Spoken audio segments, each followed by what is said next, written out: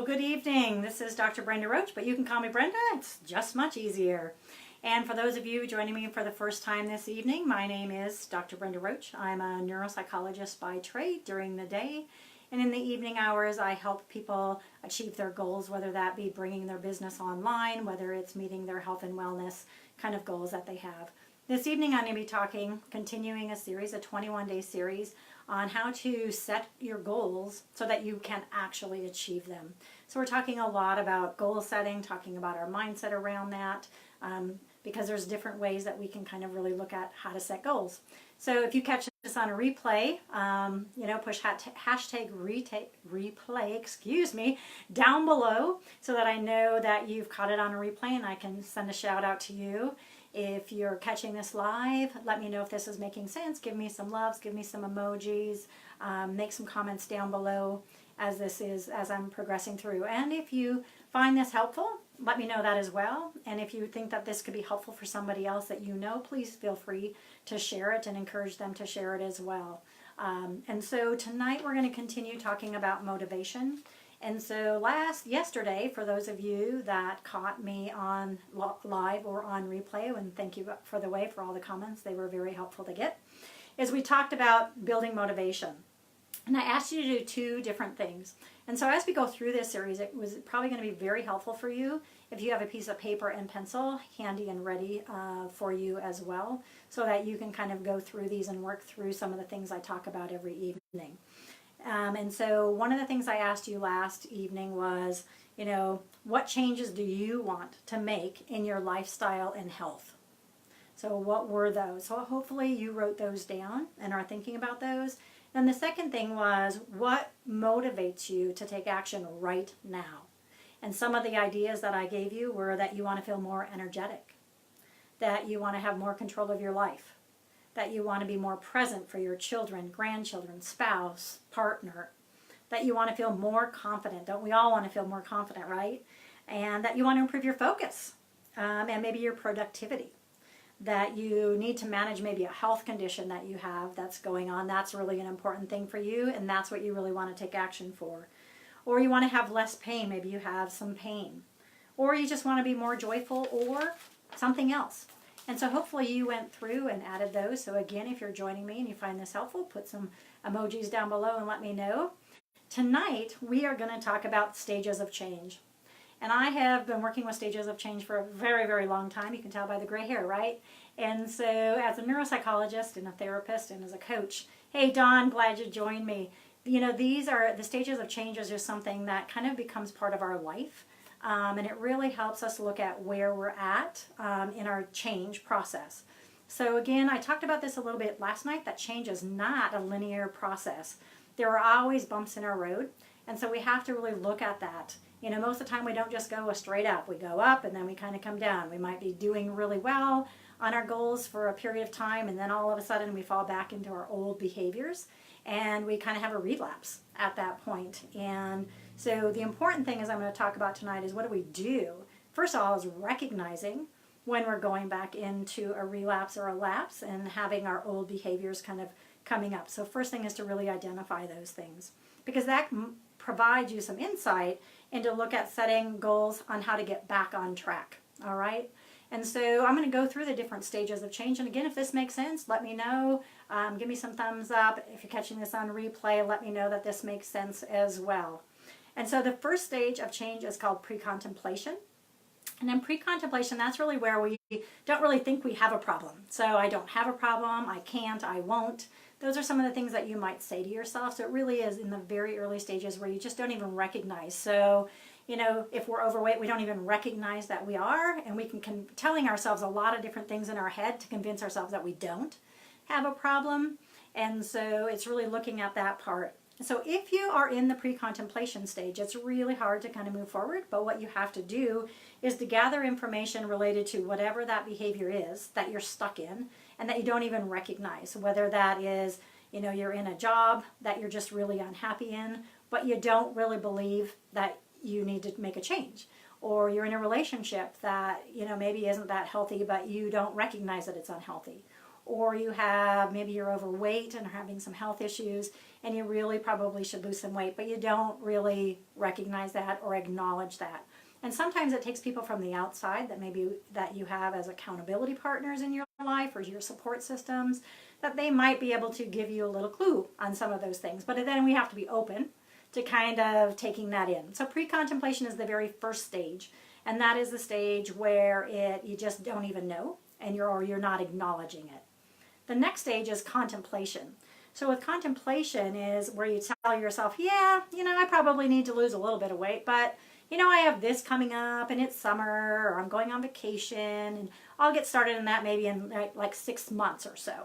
And so you recognize that there's an issue, but you're not willing to take any action towards it for at least another 6 months. Or, yeah, I really do need to kind of maybe look at a different career, or I really want to start this business, but I'm really busy right now, and maybe I'll look at that 6 months down the road. But at least you're acknowledging and recognizing and contemplating that maybe there is some change that you need to make. So what do we need to do at this stage, in the contemplation stage, to kind of move through that and move forward, is to identify the pros and cons of making a change. So start identifying what are the pros, what are the cons of staying where you're at. And consider talking to maybe your support system or a professional coach or somebody that can help you kind of see some of those pros and cons as well. Can be really, really helpful. So we had pre-contemplation, contemplation, and the next comes preparation.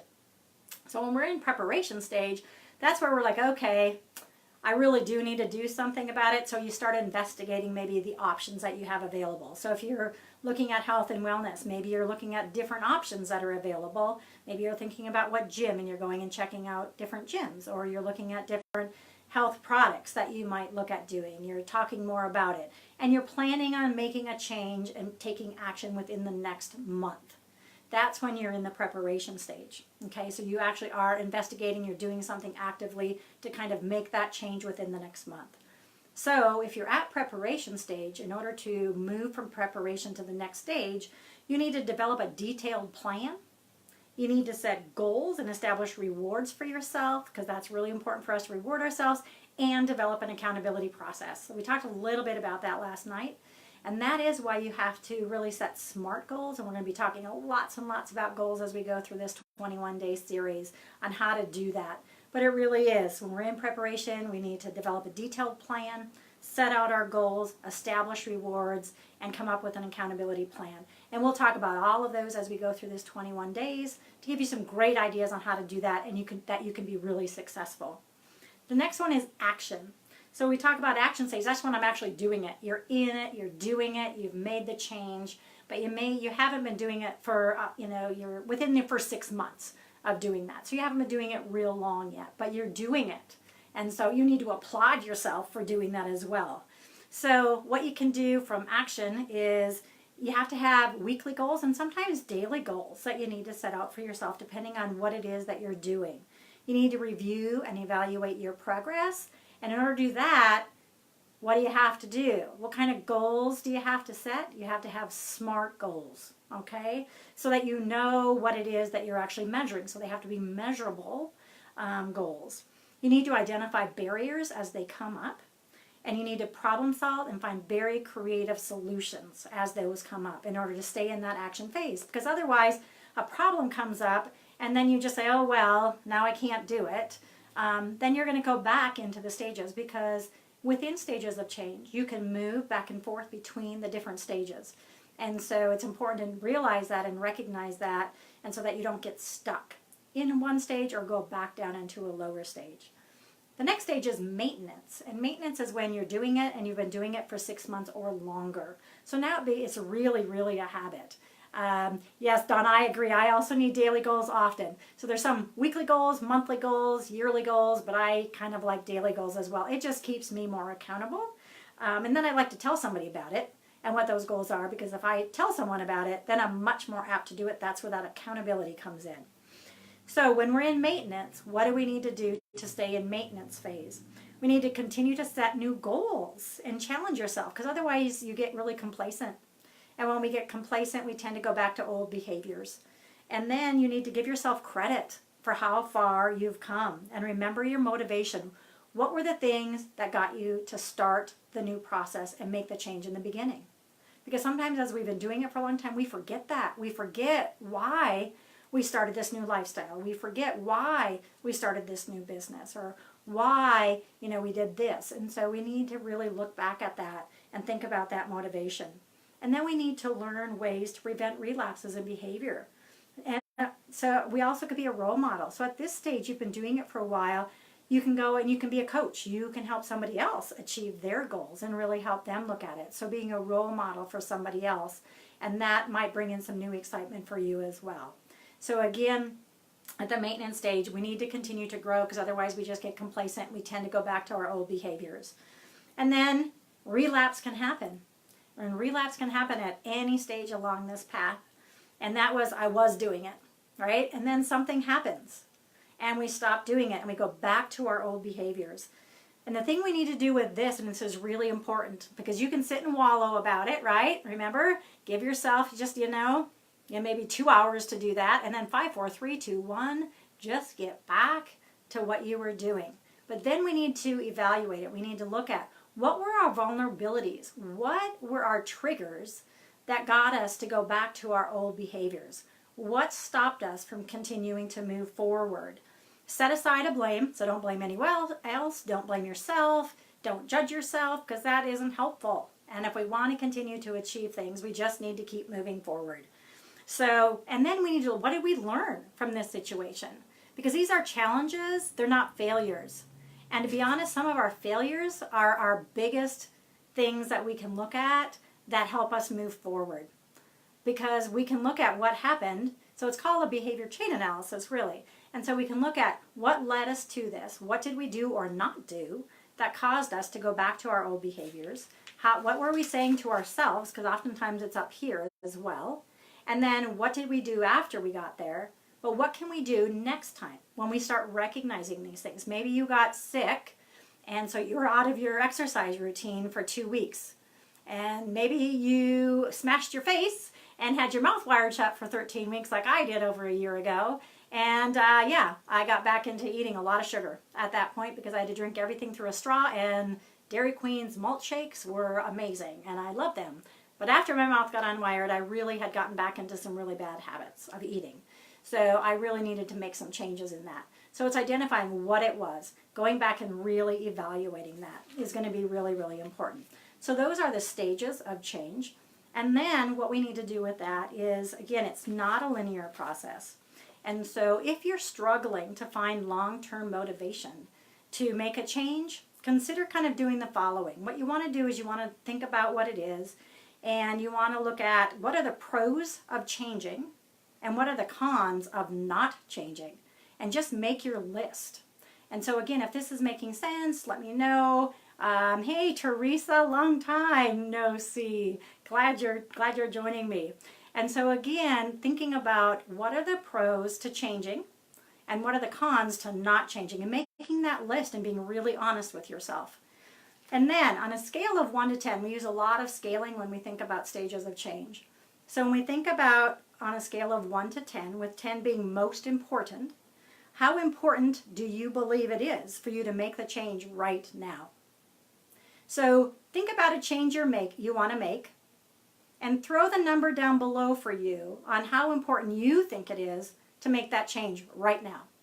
So go ahead and put your number down below with whatever your goal is, whatever it is in life that you maybe think you're wanting to change. Throw that number down below in the comment section for me, from 1 to 10, with 10 being the most important. Then I want you to think about after that is, what are the current obstacles that you have to make that change? So what are the obstacles? And again, being really honest with yourself, because it might be your thoughts that are an obstacle. And then what will it take to overcome those obstacles? So really thinking about that, and again, being really honest with yourself about what it will take to overcome those obstacles. And then the last one is on a scale of 1 to 10, with 10 being very confident. How confident are you that the change is possible right now? So again, thinking about your importance, think about the same thing that you're thinking about that you wanted to change and you rated your importance. Now rate your confidence level. How confident are you that you can make that change? These two are really important to look at, because you're going to develop a different plan depending on where your numbers are. Because you might be really confident. So you might have, a 9 for confidence, but your importance level is like a 2. So while you are really confident you could do it if you want to, you don't really see it as important. So think about where you are in the stages of change there. You're probably going to be at the pre-contemplation stage, right?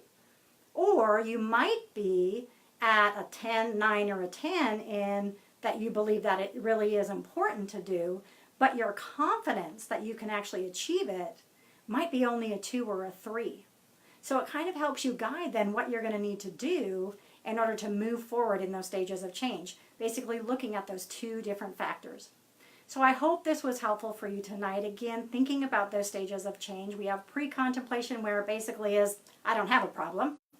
There is the second one is contemplation, where, I think I need to do something, but I'm not really thinking about it in the next 6 months. I'm not going to really do much. Then we have action, where we're actually, or preparation, where we're thinking about, we need to do it, and you're starting to research it and think about, I need to look at this, and kind of planning it out, and you're planning on then taking action within the next month.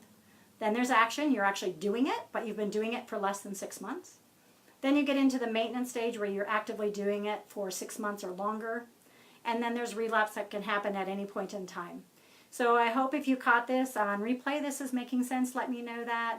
Thank you for those that are coming online. And I hope this is helpful for you. Write it down. Come up with those different statements and answers to those as we work through this, because they all will build on themselves. So by the 21st day, you will have a solid plan on making that change, and probably already made some of the change along the way in the 21 days that we're talking about. So tomorrow evening, which is Friday evening, my cousin from Alaska is coming on down with her son, so I'm going to be kind of out and about. So I'm going to come online tomorrow at 7:15 p.m. Mountain Time, and we're going to be talking about reflection. So we're going to be talking about what in the past have you done that's worked, and what in the past has been a challenge for you. Because we can learn from both the things that have worked in the past and things that have been challenging or maybe didn't work out the way we wanted to. So that is the topic for tomorrow evening. So again, my name is Dr. Brenda Roach. You can call me Brenda because that's just much easier. And I'm so excited to be doing this 21 days of live video for you, and the series on how to set your goals so that you can actually achieve them. And so hopefully you are setting out some goals as we're going through this, and I will see you tomorrow evening at 7:15 Mountain Time. Thank you, and have a great evening, afternoon, or morning, wherever you're from. If this is really found it helpful, let me know that. And also, if you think there's other people that you know that this would be beneficial for, please share it with them and encourage them to share it with other people as well. Thank you, and have a great evening, morning, or afternoon.